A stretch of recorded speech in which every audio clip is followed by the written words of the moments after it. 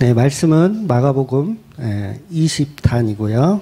네, 제목은 폭풍 속으로의 초대, 폭풍 속으로 초대입니다. 마가복음 4장 35절에서 41절까지 말씀 보겠습니다. 마가복음 4장 35절에서 41절까지 같이 읽을게요. 그날 저물 때 제자들에게 이르시되 우리가 저편으로 건너가자 하시니 그들이 무리를 떠나 예수를 배에 계신 그대로 모시고 가매 다른 배들도 함께하더니 큰 광풍이 일어나며 물결이 배에 부딪혀 들어와 배에 가득하게 되었더라. 예수께서는 고물에서 베개를 베고 주무시더니 제자들이 깨우매 이르시되 선생이여 우리가 죽게 되었는 것을 돌보지 아니하시나이까 하니 예수께서 깨어 바람을 꾸짖으시며 바다더러 이르시되 잠잠하라 고요하라 하시니 바람이 그치고 아주 잔잔하여지더라. 이에 제자들에게 이르되 어찌하여 이렇게 무서워하느냐 너희가 어찌 믿음이 없느냐 하시니 그들이 심히 두려워하여 서로 말하되 그가 누구이기에 바람과 바다도 순종하는가 하였더라. 아멘.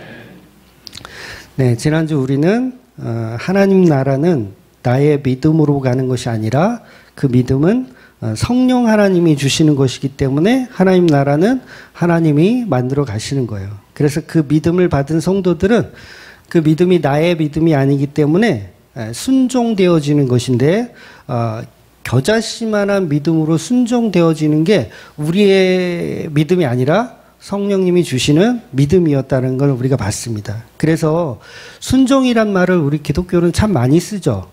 뭐만 하면 다 순종하는데 나의 헌신을 발동하는 거 이런 걸 다 순종이라고 여기는데 성경은 그런 걸 순종이라고 여기지 않아요. 그러니까 스님들에게도 그 불교에서도 순종이라는 표현을 할 수 있잖아요. 뭐 마당을 쓸어라 그러면 마당을 막 쓸고 또 뭘 해라 그럼 뭘 하고 그냥 그런데 거기에 어떤 가치를 부여하는 순간 그거는 순종이란 개념이 아닌 거예요. 그러니까 순종은 말 그대로 예수님 말씀하신 것처럼 종이 해야 할 일을 했을 때가 순종이에요. 그러니까 내가 뭔가를 해야 되겠다. 나의 무슨 헌신과 봉사를 발동해서 뭔가를 사명감을 가지고 뭘 했다. 그러면 그건 순종이 아닌 거예요. 순종은 말 그대로 그냥 종의 모습으로 하는 거예요. 그리고 그걸 해놓고서 나를 칭찬할 수 없죠. 종이니까. 그러니까 순종을 하고 나서 나 참 잘했구나. 나 대단하구나. 이런 생각을 하는 순간 그건 순종이 아니라는 거죠. 그래서 우리 기독교가 말하는 순종은 온전히 그 말씀 가운데 그냥 움직여지는 거예요. 마치 피조물이 태어나는 것처럼 하나님이 빛이 있으라 하심에 빛이 있었던 것처럼 빛이 순종을 하잖아요. 그걸 순종이라고 하지 빛이 내가 뭔가를 해내서 내가 이루어서 이걸 순종이라고 표현하지 않는다는 거예요. 그러면 오늘 본문에서 보면 순종되어진 것들이 있어요. 그게 뭐예요? 바다와 바람. 바람과 바다가 순종했어요. 그러니까 여러분 이 본문을 읽으면서 바다를 칭찬하신 분 계세요? 야, 이 순종을 너무 잘했구나. 바람이 딱 멈추니까 이야 바람 너 대단하구나. 칭찬하신 분은 없죠. 그렇게 칭찬하면 그걸 짱구라 그러는 거예요. 칭찬하면 안 돼요. 그러니까 우리가 뭔가를 순종해 놓고서 칭찬하잖아요. 우리는. 그 뭐예요? 짱구니까. 그러니까 뭔가는 내가 목사로서 하나님의 일을 막 순종해. 그 사람들이 저를 칭찬해. 우리 목사님은 참 순종적이야. 참 칭찬해. 그러면 그걸 뭐라고? 짱구라고 하는 거예요. 왜? 본문에서 바람과 이 파도를 우리가 칭찬하지 않는 것과 같은 내용인 거죠. 그러니까 하나님이 뭔가를 그냥 너 해라, 멈춰라, 가라 했으면 그 상대가 순종하는 걸 가지고 그걸 우리가 칭찬하는 건 잘못된 종교적인 행위라는 거예요. 그래서 우리 인간들이 교회에서 뭘 합니까? 교사 헌신 예배 같은 거 하잖아요. 그거 왜 하는 거예요? 교사들의 순종을 칭찬하기 위해서. 그걸 뭐라 그런다? 짱구라고 그러는 거예요. 짱구. 직분자 헌신 예배 다 마찬가지죠. 자기들의 순종을 가치 있게 챙기려고 하는 행동을 그렇게 표현되어지는 거예요. 자기네들도 몰라요. 그게 왜 잘못됐는지. 아니, 교사 헌신 예배하는 게 뭐가 잘못됐어? 우리의 헌신을 이렇게 예배 드리는 건데. 근데 죄송하지만 그건 비복음적인 행동이라는 거예요. 그래서 바람과 바다가 순종해 놓고 나는 훌륭하다라고 생각하지 않는 것처럼 나는 그냥 아무것도 아니죠. 나는 멈추라면 멈추고 가라면 가는 존재죠. 이렇게 고백해야지 그게 정상적인 복음을 갖고 있는 성도의 모습이라는 거예요. 그런데 우리가 그게 없어요. 다 조금만 순종해놓고 자기 가치를 챙기기를 좋아하죠. 그러니까 뭐보다 못한 거예요? 바다보다 못하고 바람보다 못하고 파도보다 못한 존재인 거죠. 그래서 제자들은 우리는 왜 예수님처럼 병자를 고치지 못합니까? 라는 질문 자체가 잘못된 거예요. 우리는 왜 그게 안 됩니까? 바람과 이 파도가 우리는 왜 스스로 잠잠하지 못합니까? 라고 질문하는 것하고 똑같아요. 너는 그냥 종이야. 내가 시키는 대로만 하는 거야. 그래서 저와 여러분이 성도라면 예수님이 창조하시는 대로 그냥 살아가는 거. 그게 순종입니다. 창조하신 대로 살아가는 거. 내가 남자로 창조됐으면 남자로 살아가는 게 순종인 거예요. 중간에 바꾸려고 하지 마세요. 그건 순종이 아니에요. 그래서 이런 엉뚱한 순종을 자꾸 만들어내는 걸 종교라고 하는 거죠.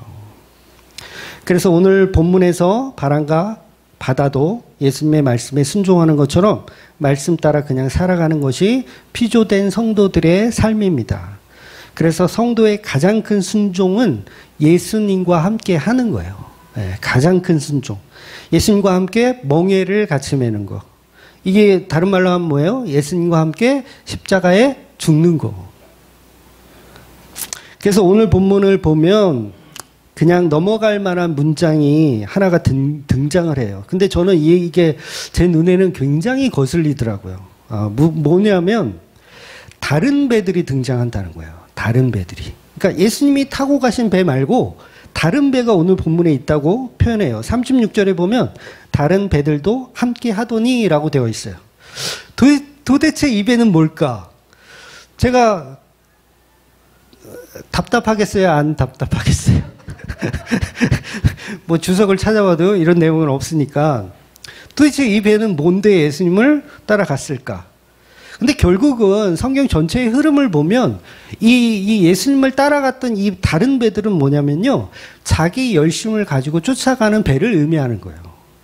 그래서 순종이란 단어가 서로 다른 것처럼 마치 다른 배를 타고 예수님의 곁을 졸졸 따라가면 그게 순종인 줄 알고 우리 인간들은 착각을 하더라는 거예요. 그런데 이건 십자가 복음이 아니라 기적을 보고 따르고 싶은 배들을 의미하는 거예요.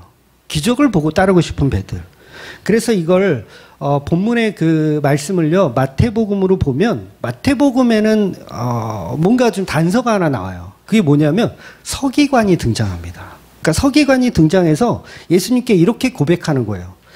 예수님 배를 타고 건너가신대요. 갑자기 이 오밤중에 배를 타고 건너가신대요. 그래서 다른 동네로 가자 하시니까 그중에 서기관 한 사람이 이렇게 얘기하는 거예요. 선생이요 어디로 가시던지 저도 예수님을 따르겠습니다.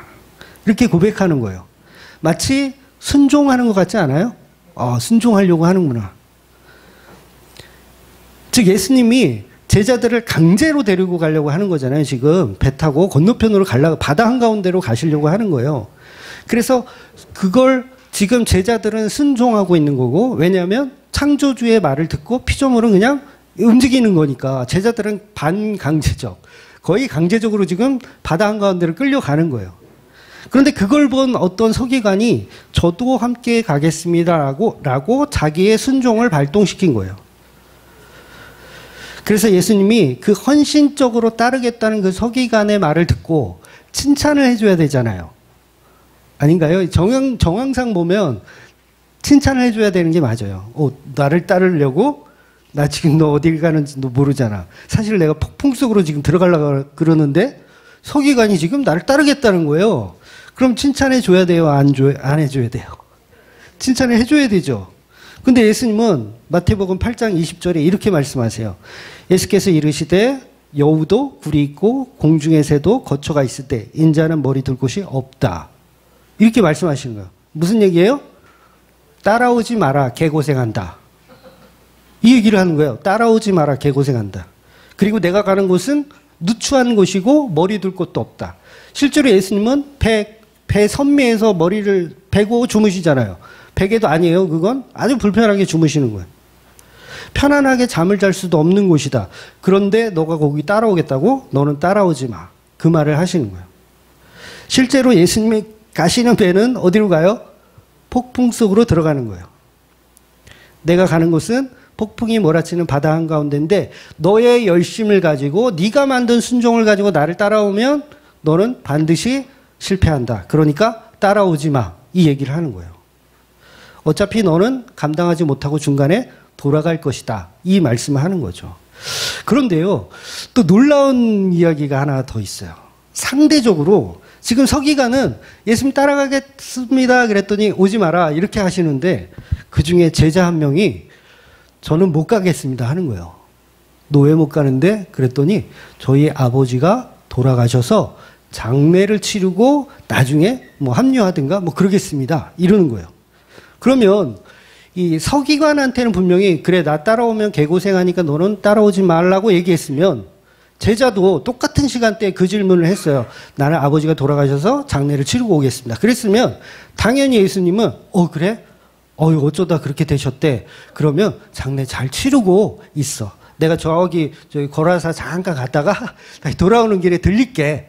뭐 발인 예배는 내가 발인 예배래. 발인할 때는 내가 참석할 수 있도록 할게. 그 얼른 가봐.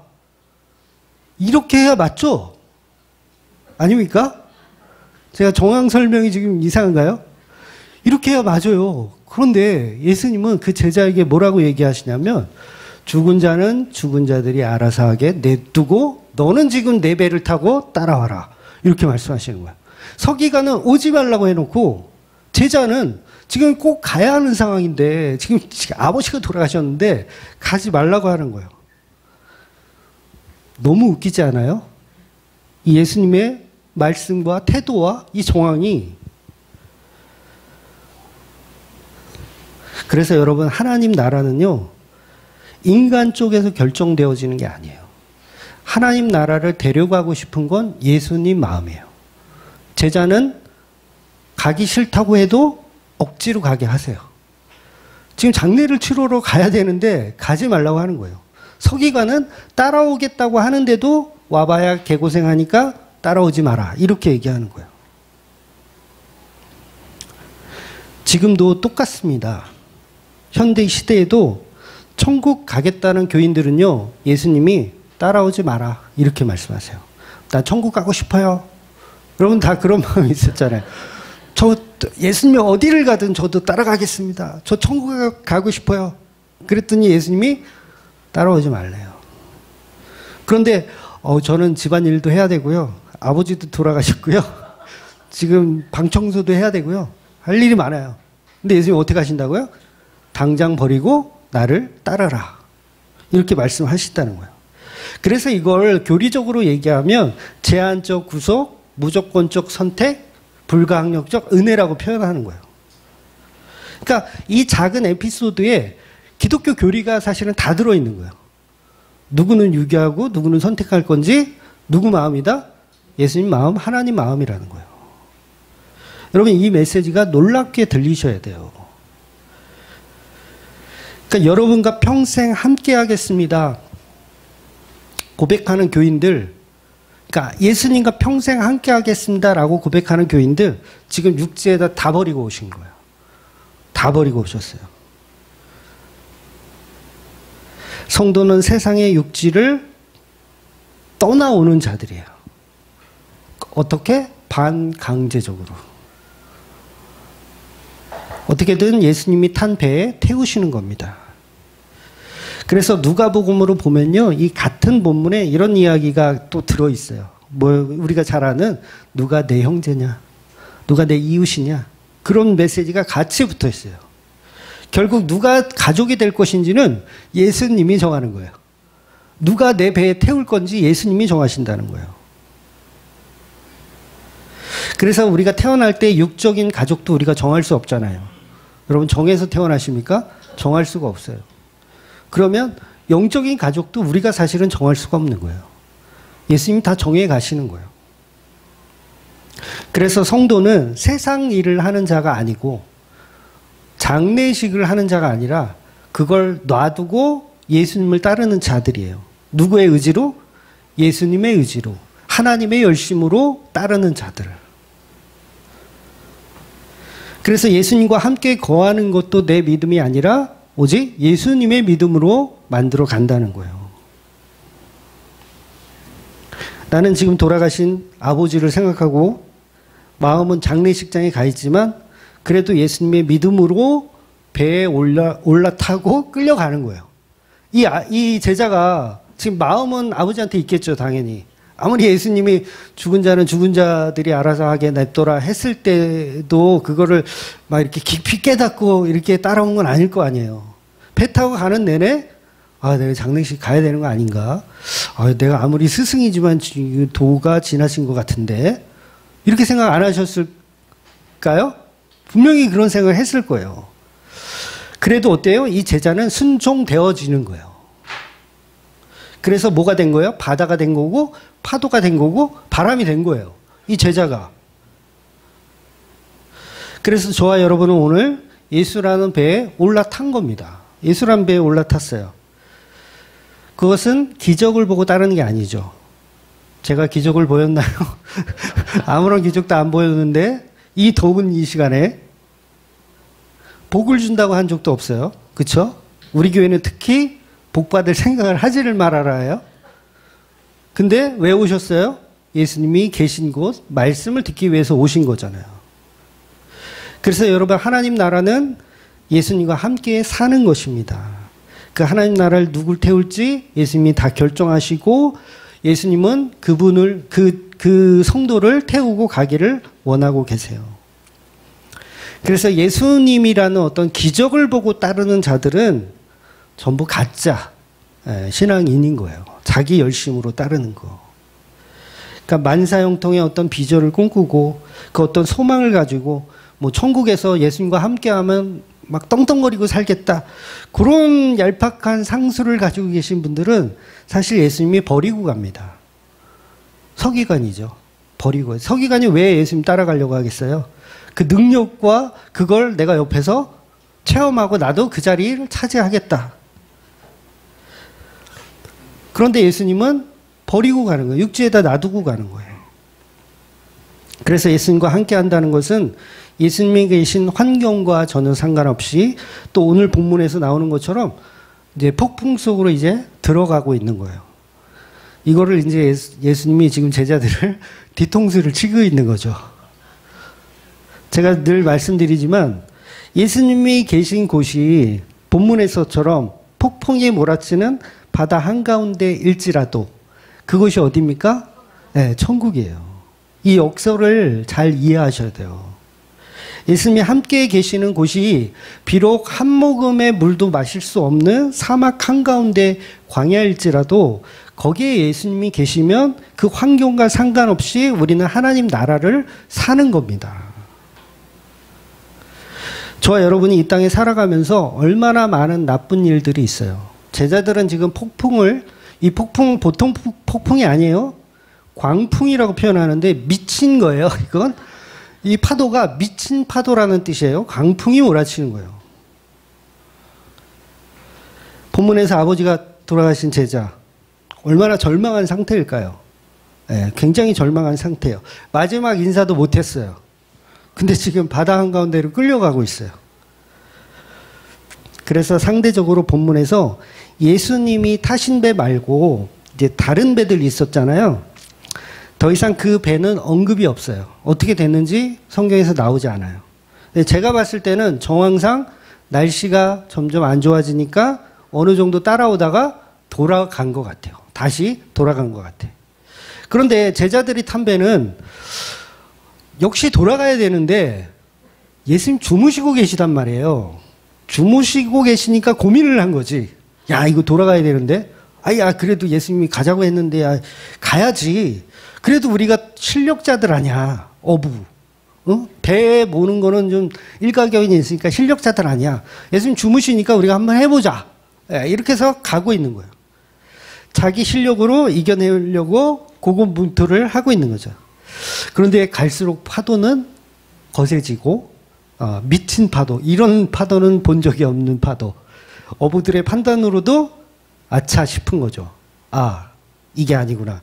이제 망했구나. 파도가 장난 없다. 이런 건 처음이다. 결국은 다 죽게 생겼구나라고 판단하는 지경까지 이룬 거예요. 생각해 보세요. 예수님은 아버지 장례도 못 치르게 하시고 바다 위로 부르시더니 폭풍을 만나서 여기서 나를 죽이시려고 하는 거예요. 제자들은 당연히 예수님을 원망합니다. 네, 원망해야 돼요. 원망합니다. 제가 개인적인 얘기를 좀 해드려서 죄송한데, 뭐 전에도 말씀드린 적이 있는 내용이기 때문에, 제가 19살 때, 고3 때, 콘크리트 못에 찔려가지고, 맞아가지고, 제가 눈을 다쳤거든요. 눈을 다쳐가지고, 각막하고 수정체가 다 이제 작살이 났어요. 그래서 바로 실명 판정을 받았습니다. 그래서 군대를 면제를 받았어요. 네. 옛날에는 면제 받으면 신의 아들이라고 이렇게 추앙을 받았거든요. 네. 신의 아들이라고 추앙을 받았어요. 제가 초등학교 때 꿈이 군인 장교가 되는 게 꿈이었어요. 제가 의외로 이렇게 좀 이렇게 활동적인 걸 굉장히 좋아했었나 봐요. 그 만화 영화 또리 장군 아세요? 거기서 막 이 늑대들 막 이렇게 때려잡는 또리 장군. 그러니까 의외로 제가 MBTI가 E거든요. 보통 보면 I 같은데 E예요. 외향적인 거를 좋아해가지고 친구들도 다 이렇게 좀 시끄러운 애들, 막 학교에서 막 훌럭대는 애들, 훌럭댄다는 표현을 아시는지 몰라요? 학교에서 좀 뒤에 앉아서 이렇게 훌럭대는 애들이 있거든요. 그런 애들하고 이렇게 친하게 지내는 그런 좀 이 습성을 가진 사람이었어요. 그런데 19살 때부터 이제 제가 이제 애꾸는 생활을 하게 된 거잖아요. 19살 때부터 애꾸는 생활을 하는데 한쪽은 뿌옇게 보이고요. 한쪽은 잘 보여요. 한쪽은 완전히 뿌예요. 안 보이는 거죠. 안 보이고 한쪽은 잘 보여. 그런데 이렇게 이 한쪽은 잘 보여. 아예 그냥 한쪽이 그냥 안 보이면 그냥 이렇게 까맣고 이게 안대를 이렇게 쓰면 덜 답답하거든요. 근데 떴는데도 흐릿하게 보이고 잘 보이면요. 이게 굉장히 불편합니다. 불편하고 굉장히 뭐라 그럴까? 좀 답답해요. 굉장히 답답하고 막 승질이 못 되죠. 승질이 여러분 그 장애인 분들 이렇게 좀 이런 보편적으로 설명해서 좀 죄송하지만 웬만하면 건드리지 마세요. 승질이 그렇게 좋지는 않으세요. 왜? 몸이 불편하다 보니까 누구한테나 이렇게 친절하게 할 수가 없어. 그러니까 이해를 좀 해주세요. 그래서 막 이 승질이 더러워요. 왜? 답답하니까.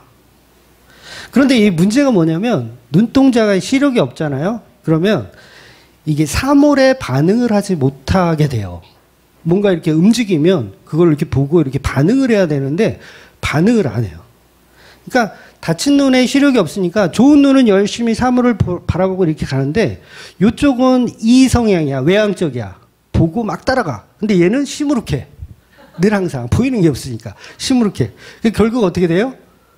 사시가 되는 거야. 사시. 얘는 움직이고 싶은 생각이 없어. 다친 눈은. 근데 잘 보이는 눈은 잘 보려고 막 그래. 못 따라가는 거예요. 그러니까 사시가 돼. 제가 19살 때부터 이 재수술, 2차 수술 받은 게 26살인가 그러거든요. 거의 7년 동안을 사진을 안 찍었어요. 사진이 없어요. 왜? 다 사시로 나니까. 흉측하니까. 얼굴은 잘생겼는데 애가 사시야. 야, 이거 큰일 났구나. 좀 못생긴 애가 사시면 받을만 한데 잘생긴 애가 사시니까 야, 이거 끔찍한 거예요. 그래서 사고가 나고 이제 한 7년이 지나서 이제 눈병이 걸려서 동네 병원에 갔다가 안구 상태가 좋아졌으니까 이제 재수술을 2차 수술을 좀 할 수 있을 것 같다. 그래서 대학병원에 가서 한번 검사를 한번 받아봐라 해서 이제 그때 이제 2차 수술을 하면서 사시가 지금 잡힌 거예요. 지금은 사시티 별로 안 나죠. 가까이 보시면 사시티가 나거든요. 그러니까 약간 멀리 보시면 별로 티가 안 나요. 아무튼 그래서 선명하지 못한 한쪽 세상을 지금까지 30년을 살아가고 있어요. 근데 수십 년을 살았으면 이제 적응할 만도 하죠. 근데 아직도 적응이 안 돼요. 오히려 꿈을 꾸는 게 행복해요. 왜냐하면 꿈속에서는요, 뿌옇게 안 보이거든요. 잘 보여요. 두 눈이. 너무 반짝반짝 잘 보여요. 볼 수 있는 행복. 이걸 꿈속에서 경험할 수 있어요. 그래서 제가 그날을 이렇게 회상을 하잖아요. 사고 난 날 그날을 회상하면, 그때 그 못이 내 눈을 조금만 빗나갔으면. 그렇잖아요. 그런 생각 할 수 있잖아요. 그때 그 시간에 내가 한 1분만 늦게 갔으면. 아니면 1분만 빨리 갔으면. 그러니까 아마 교통사고 당해서 이제 그 연구장애를 가지신 분들은 아마 저와 똑같은 생각 할 거예요. 내가 10초만 늦게 갈 걸. 사고 안 났을 텐데. 그럼 10초만 빨리 갈 걸. 누구나 이렇게 크고 작음의 어떤 사건들에 대해서 우리는 되돌리고 싶은 마음이 다 있어요. 누구나 다 있습니다. 아마 저만 그런 게 아니라 여러분도 살아오면서 다 그런 일들을 한두 번씩 다 경험하셨을 거예요. 근데 우리는 왜 이런 일들을 후회하냐면 우리는 창조주가 아니기 때문에 그래요. 창조주가 아니기 때문에 후회의 연속이죠. 그런데 하나님이 하나님의 역사를 쓰고 계시잖아요. 그분에게 후회가 있을까요? 그분에게는 후회가 없어요. 정해진 루트대로 잘 만들어 가고 계신 거예요. 그래서 중요한 게 뭐냐면 우리의 삶을 누가 이끌어 가시는가가 사실은 가장 중요한 거죠. 서기관은 자기의 인생을 자기가 이끌어 가려고 노력한 사람이에요. 그런데 예수님이 따라오지 마라 이렇게 얘기하는 거예요. 그런데 예수님의 제자는 아버지 장례도 못 치르고 강제로 따라가고 있어요. 세상적으로 볼 때는 서기관처럼 다른 배를 타고 예수님 따르다가 다시 육지로 돌아간 서기관이 현명하다라고 할 거예요. 그렇죠. 현명하죠. 폭풍을 안 만나니까 현명하다. 그리고 오히려 폭풍 속으로 지금 아버지 제사도 안 갖고 지금 폭풍 속으로 들어간 그 제자를 보고 저런 개죽음이 어디 있느냐. 아버지 장례를 치르러 갔으면 안 죽었을 텐데 폭풍 속에서 이제 다 죽게 생겼구나. 이렇게 된 거예요. 그럼 제자들이 지금 이 폭풍 속의 그 상황에서 예수님을 원망할까요? 아니면 존경할까요? 당연히 원망하죠. 저는 하나님을 원망했을까요? 존경했을까요? 원망했죠. 왜 하필 나냐고. 그것도 개척교회 도와주다가 다친 거예요. 짜증 나겠어요? 안 나겠어요? 그런데 그 제자에게 오늘 본문이 중요하게 말씀하시는 것이 뭐냐면 그 인생을 예수님이 초대하셨다는 거예요. 폭풍 속으로 예수님이 지금 초대하셨다는 거예요. 그러니까 성도는요, 그 삶을 예수님이 초대하신 삶이에요. 싫지, 짜증나지. 장례식도 못 가게 하고, 다치게 하고, 폭풍에서 지금, 다 죽게 생겼어요. 여러분, 예수님이 지금 배를 타고 가시는데, 파도가 올 것을 모르셨을까요? 네, 아셨어요. 아주 개구장이셔. 아셨어요. 예수님이 실수하지 않으시잖아요. 하나님은 실수하지 않으셔요. 후회하지 않으세요. 하나님은 그야말로 역사를 만들고 계시고 예수님은 지금 폭풍이라는 역사를 지금 설계하고 계시고 그것으로 초대하고 있는 거예요. 그래서 하나님 나라를 산다는 것은 내 삶을 만들어 가시는 그분 때문에 후회 없는 삶을 사는 거예요. 그래서 사고가 나도 후회 없는 삶을 살아야 됩니다. 아버지가 돌아가셔서 사실은 돌아가셨지만 장례식도 못 가지만 사실은 성도는 괜찮아야 돼요. 왜냐하면 그 진리를 알게 된다면 괜찮아야죠. 그래서 몸이 아파도 성도는 괜찮아요. 사업이 망해도 성도는 사실은 괜찮아요. 주위 사람들한테 다 버림받고 사람들이 여러분을 무시해요. 저런 바보들. 이 폭풍을 치는데 거길 왜 가? 누명을 씌우고 조롱하고. 그런데 왜 견딜 수 있냐면 내 인생을 계획하신 분이 창조주이시기 때문에 그래요. 예수님이 함께 있으니까 괜찮은 겁니다. 그래서 성도는 믿음이 자라날수록 원망에서 그 원망이 하나님의 섭리로 바뀌어가는 거예요. 나를 만들어가고 계신 그 하나님을 신뢰하게 되어지는 거죠. 그래서 내 삶을 예수님께 맡겨드리는 거예요. 그래서 알곡이 되어갈수록 원망, 불평은 내려놓게 되고 예수라는 그 신랑을 점점 더 신뢰하고 믿어지게 되는 거예요. 그러니까 한마디로 신부 수업을 하는 겁니다. 여러분 이 땅에서 뭐 하는 거예요? 신부 수업하는 거예요. 이걸 성도들은 자각해야 돼요. 그래서 하나님 나라를 사는 성도들은 신부 수업을 다 하는 거기 때문에 처음에는 원망이지만 나중에는 하나님의 섭리로 인정하게 되어지는 거예요. 그래서 오래 살지도 않아요. 이 땅에서. 오래 살아봐야 100년이에요.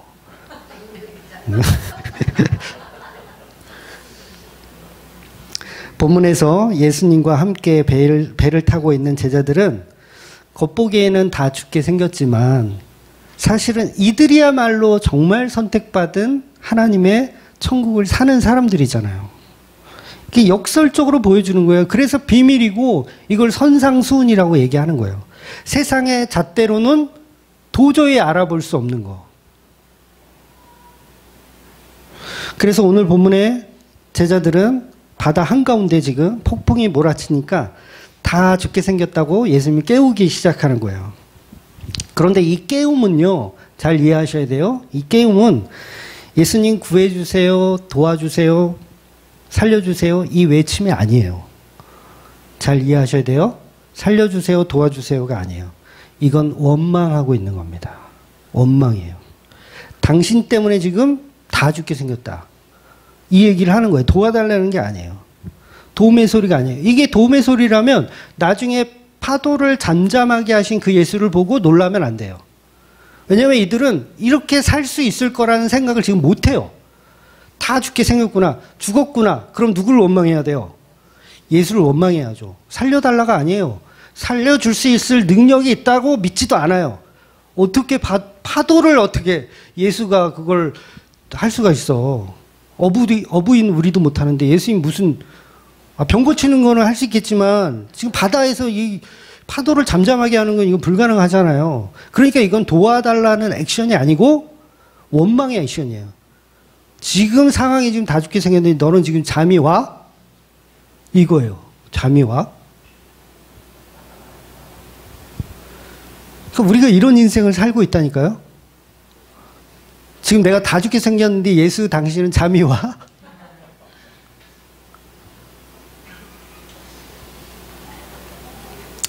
그래서 36절에 보면 무리들이 떠날 때까지 예수님은 배에서 내리지 않으시거든요. 그러니까 선상수훈에서 계속 그 배에서 타고 이동을 하시는 거예요. 그러면 어부들이 지금 낮에도 지금 계속 강의를 들었고 하루 종일 피곤할 텐데 이제 밤이 됐잖아요. 집에 가서 쉬고 싶죠. 쉬고 싶어요. 근데 이걸 지금 배 타고 건너가자고 하는 거예요. 그러면 밤을 새서 중노동을 해야 되는 상황인 거예요. 제자들 입장에서는. 짜증 나겠어요? 안 나겠어요? 잠을 자고 내일 아침에 출발하시지. 고집을 부리신 거잖아요, 예수님이.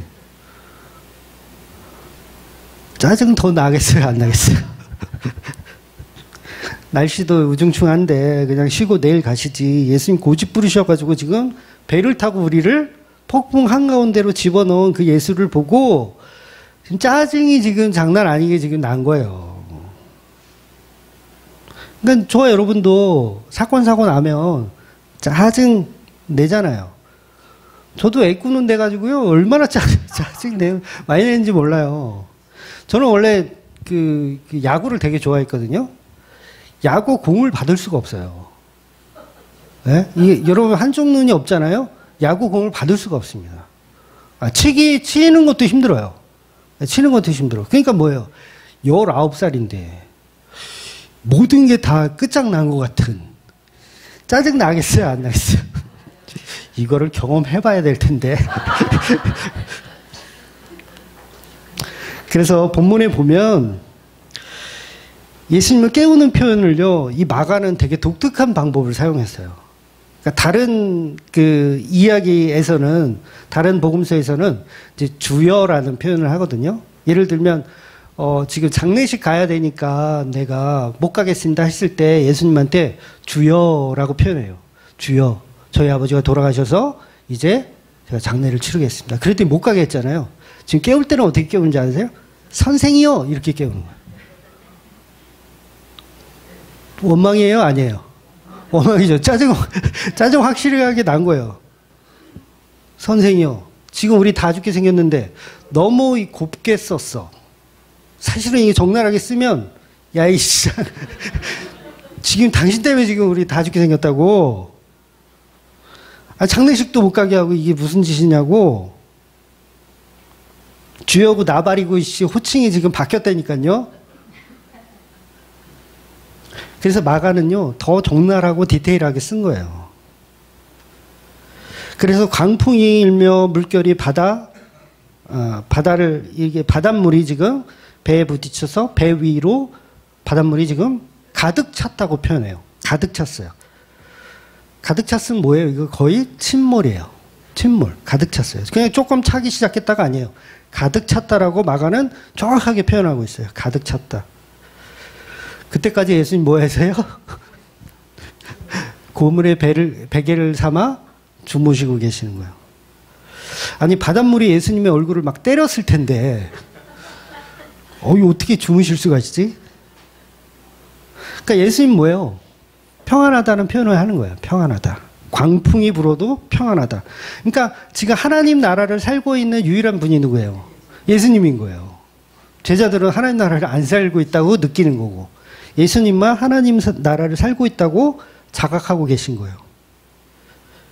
그래서 제자들이 예수님을 깨우며 이르되, 선생이여, 우리가 죽게 된 것을 돌아보지 아니하시나이까. 이 말은 살려달라가 아니라 원망하고 있는 거예요. 왜냐하면 예수님은 바다를 잠잠할 능력이 없다고 생각하니까 원망하고 있는 거예요. 당신 때문에 내 인생이 여기서 이제 끝났구나. 죽는 거예요, 지금. 바다 한가운데서. 지금 어부들이잖아요.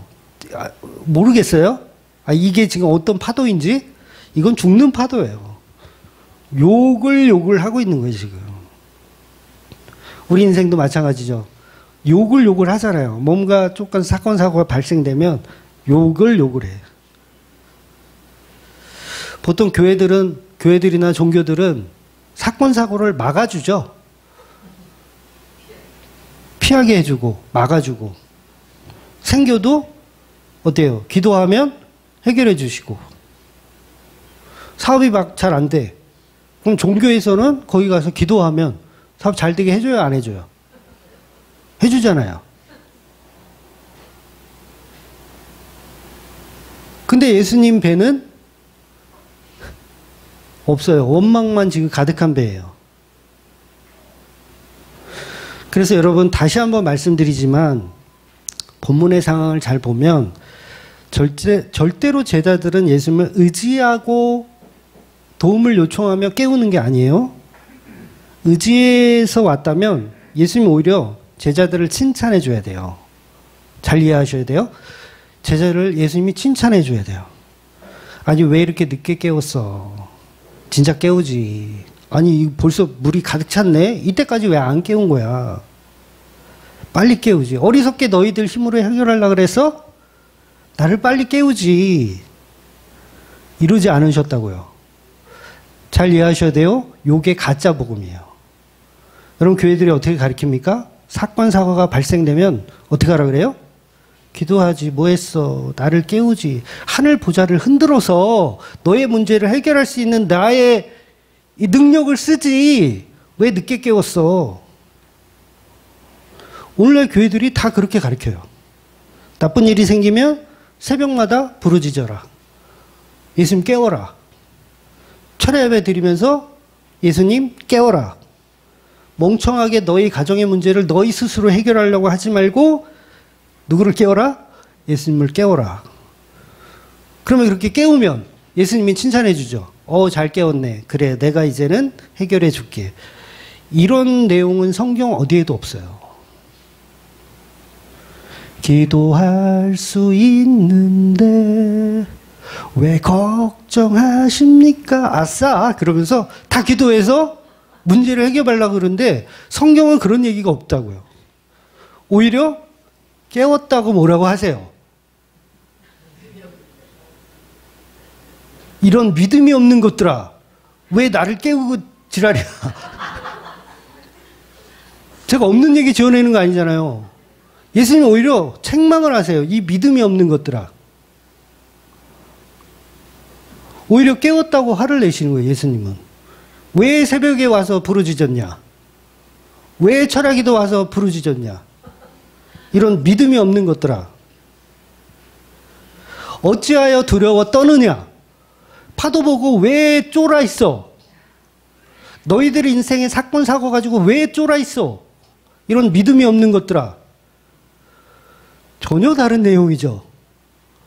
예수님 지금 그 말씀하시는 거예요. 네 삶에 어려운 일이 닥쳤을 때 새벽 기도하고 철학 기도했더니 예수님이 칭찬을 해주시는 게 아니라 왜 그렇게 믿음이 없느냐고 호통을 치고 있는 거예요. 그 이유가 뭐예요? 너는 이미 하나님 나라를 살고 있는데 왜 너의 사건과 사고를 가지고 보좌를 흔들려는 엉뚱한 신앙을 갖고서 그게 왜 그런 거예요? 다 죽게 생겼다 이거예요. 폭풍 때문에 다 죽게 생겼다. 예수님 깨우려고 하는 거예요. 근데 예수님은 오히려 믿음이 없는 것들아 라면서 호통을 치고 계신 겁니다. 예수님은요, 산상수훈에도 그렇지만 무엇을 마실까, 무엇을 입을까 걱정하지 마라. 거기에는 어떤 메시지가 있습니까? 사건, 사고도 다 포함되어 있는 거예요. 그런 거 가지고 기도하지 말라고 하셨어요. 그런데 우리는 여전히 그걸 가지고 기도해.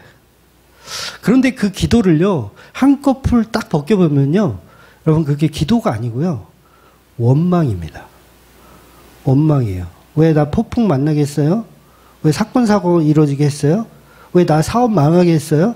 원망하는 거예요. 도와달라는 기도가 아니에요. 원망하고 있는 거예요.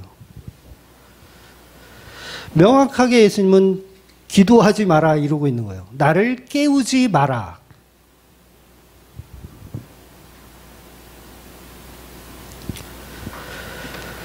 그래서 보좌를 흔드는 기도를 목사들이 하라고 하는데 오히려 예수님은 왜 그렇게 겁이 많냐고 화를 내세요. 왜 그렇게 겁이 많아? 그러니까 예수님의 오늘 본문의 태도와 목사님들이 가리키는 정황과 안 맞아요. 그야말로 예수님은 뒤통수를 치고 계세요.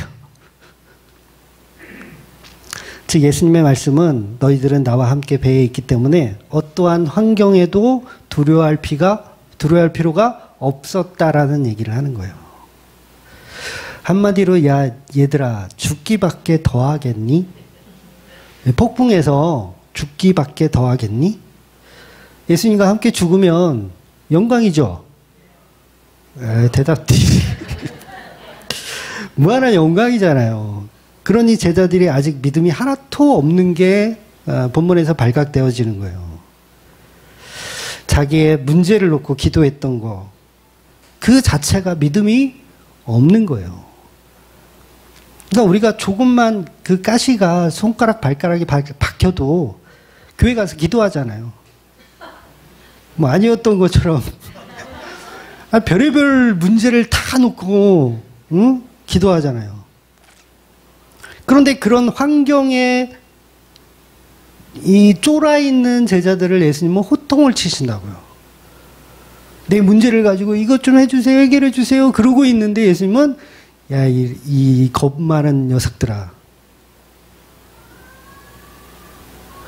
그래서 제자들의 믿음이 하나도 없다는 걸 예수님이 파도를 잠잠하게 하시고 나니까 제자들이 깜짝 놀라는 거예요.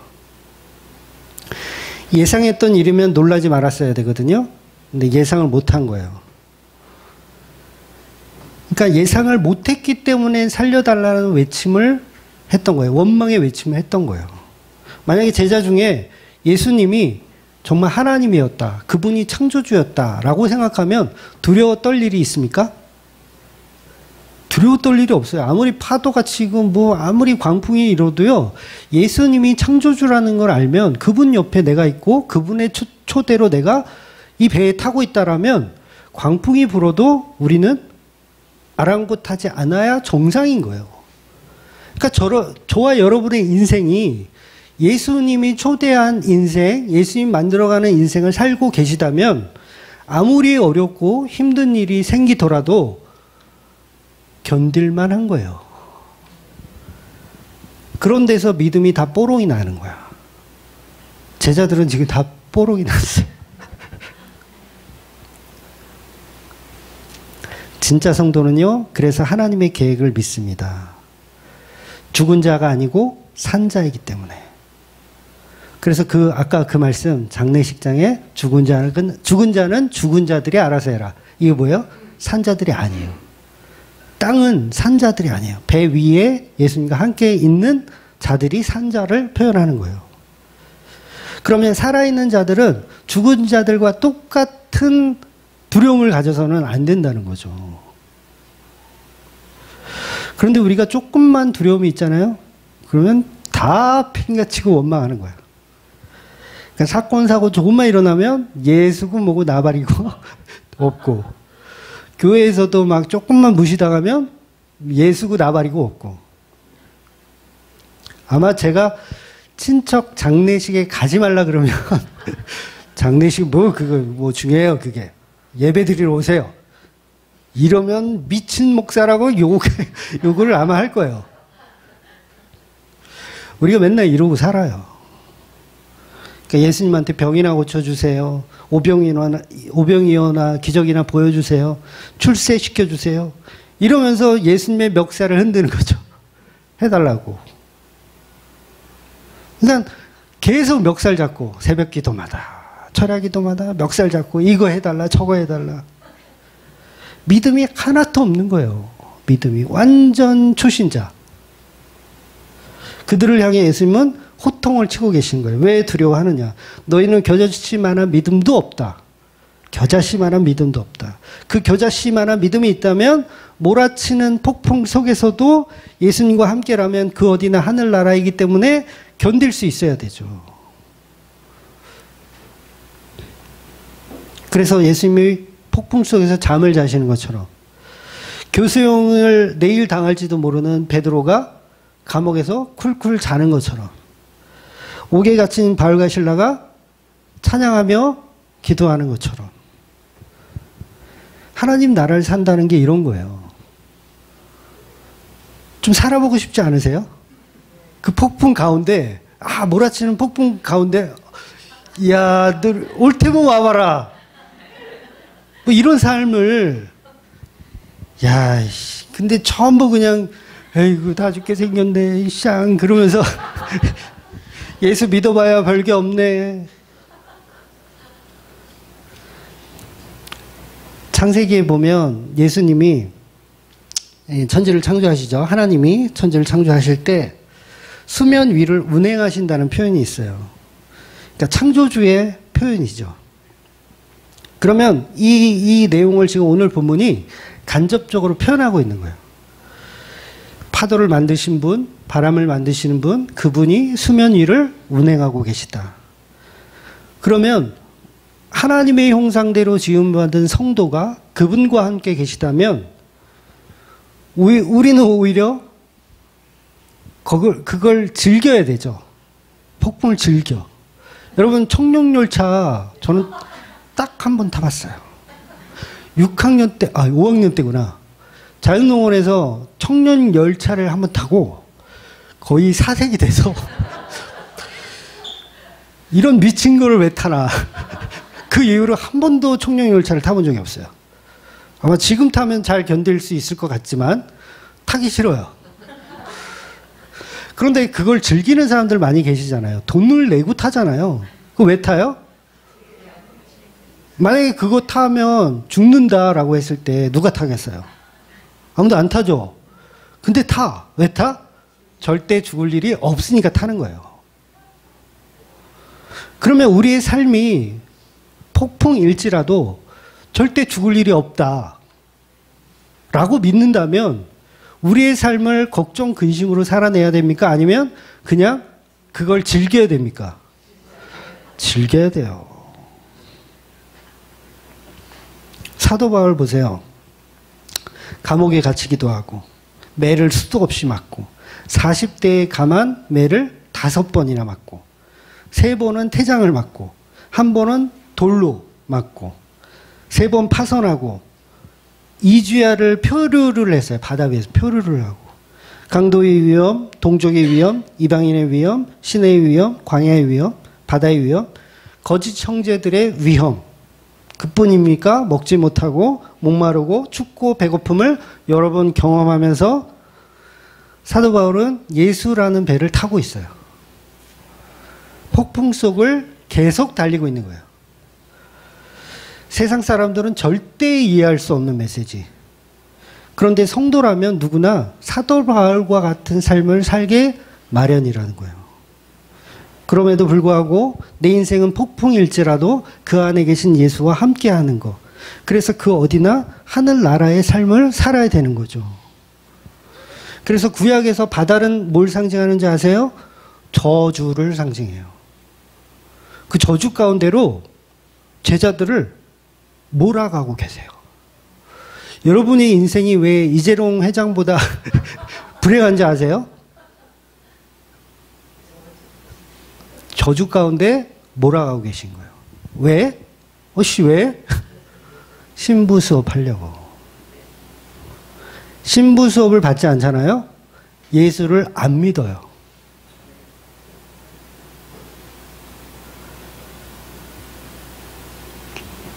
그래서 노아의 홍수가 그랬고, 출애굽기에서 이제 홍해를 건너는 것도 그렇고 요단강을 건너는 것도 그렇고 저주의 바다가 상징하고 있는 그 자리를 예수님이 함께 하시면 그게 갈라져요. 배가 되고 살아나는 거예요. 그게 십자가로 상징되어지는 거예요. 그러니까 폭풍 속에서 폭풍이란 저주 그게 뭐예요? 십자가예요. 폭풍이란 저주가 십자가인데 우리 안에 십자가를 보고 저주로만 보는 게 아니라 그 십자가 안에 죽으신 예수가 하나님 나라라는 걸 발견하셔야 됩니다. 그래서 예수님이 이 폭풍을 뚫고 지금 어디 가려고 하시는지 아세요? 이제 다음 주에 보겠지만 거라사 광인 군대 귀신 아시죠? 그 군대 귀신을 만나기 위해서 예수님 지금 목숨 걸고 가시는 거예요. 군대 귀신을 만나기 위해서. 이 사건의 내러티브를 보면 뭐가 되냐면 하늘 보좌를 버리고 거라사 광인을 구원하러 가시는 예수. 그러니까 예수님은 십자가라는 폭풍을 통해서 거라사 광인을 구원하러 가시는 거예요. 이 메시지만 제대로 알아도 우리의 삶은 은혜죠. 그리고 제자들은 그 십자가에 지금 동참을 하고 있는 거예요. 놀랍지 않아요? 이 동참, 예수님의 십자가에 함께 죽는 동참. 그런데 그 안에서도 우리는 덜덜 떨면서 불평하면서 예수 때문에 예수가 우리를 지금 십자가에 죽이려고 그런다고 막 이렇게 투덜거리는 거예요. 근데 어쩔 수가 없어. 성도는 예수님이 어떻게든 끌어다가 십자가에 죽이십니다. 하나님이 그 아들 예수를 십자가에 죽인 것처럼 예수님도 신부된 교회를요, 어떻게 해서든지 저주의 십자가에 죽이세요. 이거 싫으면 서기관처럼 돌아가야 돼요. 가보려고 했다가 십자가 보고 돌아갈 수밖에 없어요. 그런데 아무리 그 거센 파도가 있을지라도 예수님을 믿는다면, 예수님과 함께 한다면 어디를 가든지 그곳이 하나님 나라가 되어야 합니다. 그래서 그곳이 광야이든 폭풍 치는 바다이든 상관없이 예수님이 주시는 그 믿음으로 견디어내시는 저와 여러분이 되시기를 주의 이름으로 축원드리겠습니다. 아멘. 기도하겠습니다.